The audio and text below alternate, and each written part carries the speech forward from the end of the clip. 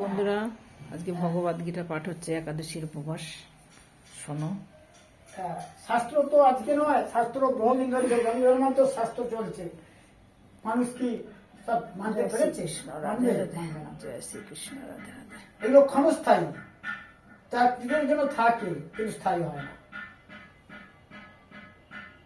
তাই বলছেন, মনোগ্রাহে না তন যৎ পীড়য়া ক্রিয়তে তপ। মনোচিত আগ্রহের দ্বারা নিজেকে পীড়া দিয়ে এবং অপরের বিনাশের জন্য যে তপস্যা করা হয় তাকে তামসিক তপস্যা বলা হয়। অনেক সময় দেখা যায়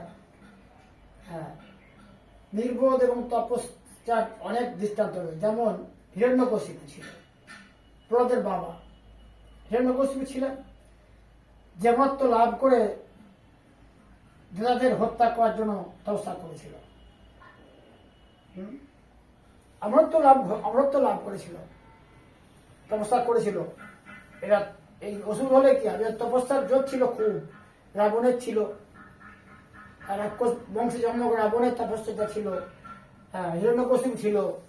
এসব এটা দেবতারা কিন্তু পারবে না, এরকম দুরূহ কাজ করতে না, ওষুধদের দিয়ে কাজ করতে হয়। সমাজেও আছে, সমাজেও এখন আমাদের সমাজেও চলছে, ওষুধকে দিয়ে কাজ করাতে হয়। দুরূহ কাজ কিন্তু তারা করে দেয়।